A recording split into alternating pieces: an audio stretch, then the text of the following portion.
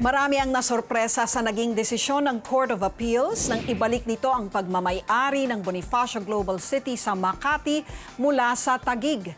Ito ang pinakahuling pangyayari sa 20 taong agawan sa ekta-ektaryang lupain na tahanan na ngayon ng ilan sa pinakamayayamang individual maging ng mga naglalakihang korporasyon.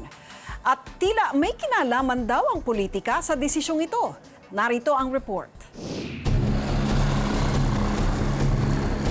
Halos 2 dekada na ang agawan ng Makati at Taguig sa lupa ng Fort Bonifacio o mas kilala ngayon bilang Bonifacio Global City o BGC. At nitong Lunes ay tila isang malaking grasya ang dumating sa Makati nang ibaba ng Court of Appeals ang kailang desisyong sakop ng Makati City ang BGC. Sa BGC, nakatayo ang maraming business establishments na nagdadala ng malaking pera sa Taguig at sakaling tuluyang mawala ito, malaking kawalan ito sa itinuturing ngayon na isa sa pinakamaunlad na syudad sa ating bansa. Malaking parte ng 5 bilyong pisong average yearly income ng Taguig ay nagmumula dito sa Bonifacio Global City. Kapag nawala sa kanila ang kitang ito, maapektuhan ang mga programa ng syudad nila. Dahil usapin din ito ng income ng kanilang lugar, malalagay din sa alangay ng karapatan nilang matawag na isang syudad. Lalo't isa ang kinikita sa mga batayan para maging syudad ang isang dating munisipalidad lamang. Yung argabyado rito Ngunit sa isang press con, sinabi ni Mayor Junjun Binay na hindi pera o negosyo ang habol nila sa nasabing lupain. Gusto lang nilang angkinin ang tunay na sa kanila. Sinabi nga ng Court of Appeals na malinaw, there is a historical and legal basis that it is really part of the city of Makati.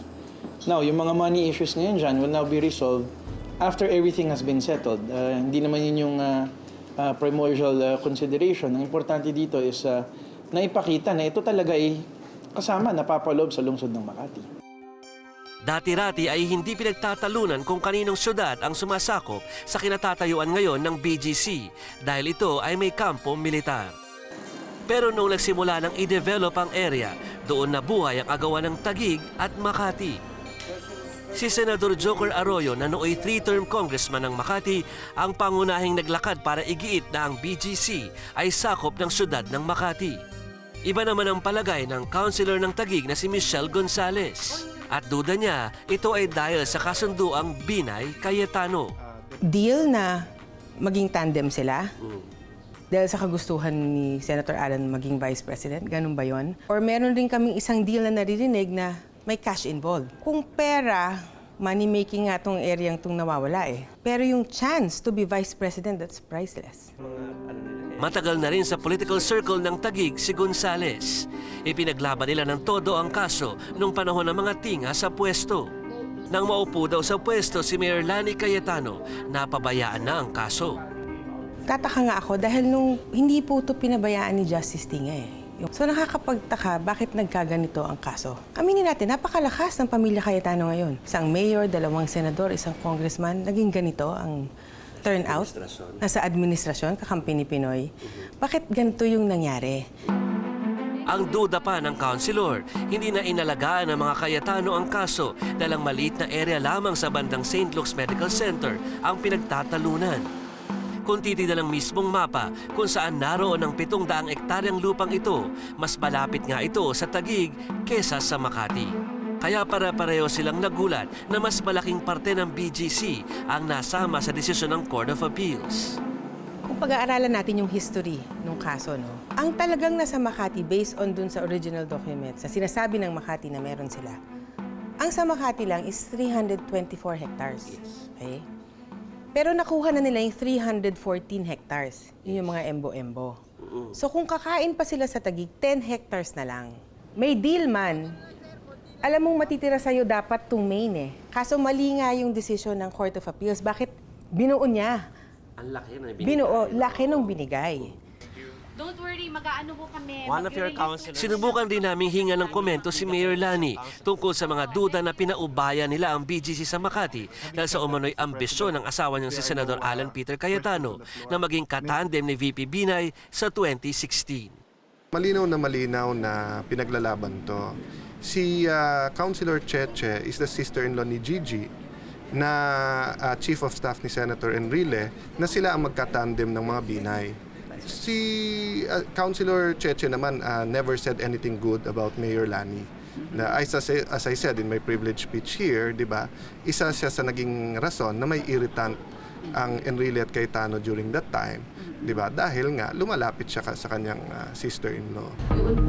Sa presko ng Mayora, sinabi niyang mataas ang paggalang niya sa mga Binay at wala raw kinalaman ang agawan sa darating na eleksyon sa 2016.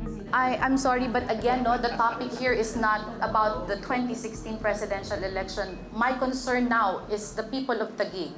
No? My concern now is the welfare of my people. I am doing this because I want them to know straight from me that we're gonna fight it through. Sabi rin ng Mayora na sakaling matuloy ang pagsugod ng Makati sa kanilang lugar ay ipagtatanggol nila ito hanggang Korte Suprema.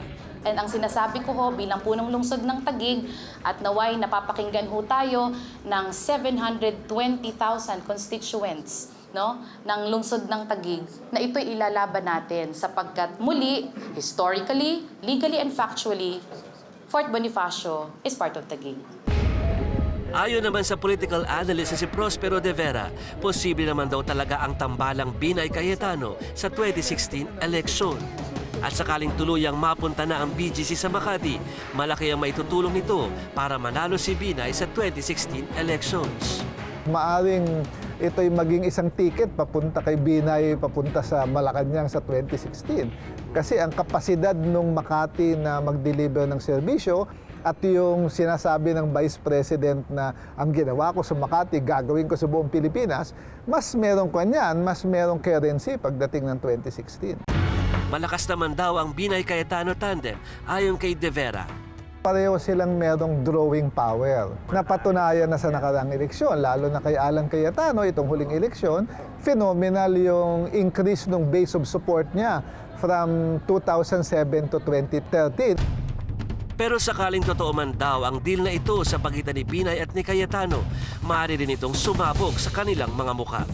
Magiging balakid sa pag-project ng mga Cayetano ng kanilang galing dahil kung wala ng pera ang Taguig, hindi magpe-perform si Lani Cayetano. Ang pwedeng ipagmalaki ni Alan, kung sakaling tatakbo siyang presidente, sasabihin niya, ako hindi lamang magaling na leader, ang asawa ko ay successful local government executive. Mahaba pa ang tatahakin ng kasong ito sa korte, lalo at maaari pa itong iakyat sa Korte Suprema.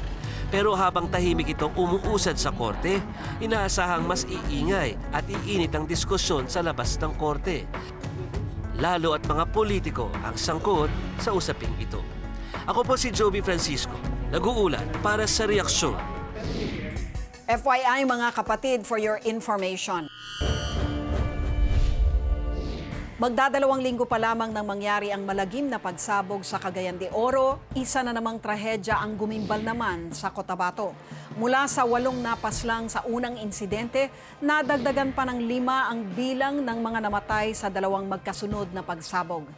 Hindi man kasing dami ang napatay at nasaktan dito tulad sa mga nangyaring pag-atake sa mga nakalipas na taon, lubha raw nakababahala ang madalas na pagpuntirya sa mga lalawigan na sakop ng Autonomous Region in Muslim Mindanao o ARM. Ayon sa datos ng Human Rights Watch, isang non-government organization, humigit kumulang 300 na ang namamatay sa 61 magkakaibang insidente ng pambobomba sa Mindanao sa loob ng 12 taon. Ang nakakapagtaka pa, hindi raw sa lugar ng bakbakan nangyayari ang pambobomba. Madalas na biktima ang mga probinsya sa Region 12 o Soc-Sargen na binubuo ng South Cotabato, Kidapawan, Coronadal, Tacurong, Sarangani, Sultan Kudarat at General Santos. Nangunguna naman ang Gensan sa dami ng bilang ng mga napatay at nasaktan dahil sa mga pagsabog. Sa tinatayang 7 insidente ng pag-atake, 13 bomba ang sumabog kung saan 48 tao ang namatay at higit 200 sibilyan ang nasaktan. Taong 2002 at 2009 naman ang tinutukoy sa datos na may pinakamaraming insidente ng pag-atake kung saan umabot sa 8 at 9 na beses ang pagsabog sa nasabing mga taon. Sa kabuuan, 357 buhay na ang nawakasan dahil sa mga pambobombang ito ng mga rebelde at terorista. At sa patuloy na sigalot sa Mindanao, tila hindi pa ito matutuldukan. Kung walang magsasabi, walang mangyayari. Ang opinyon mo, pinakikinggan, pinag-uusapan dahil ang bawat balita may katumbas na reaksyon. Ako po si Lucy Cruz Valdez. Magandang gabi po sa inyong lahat.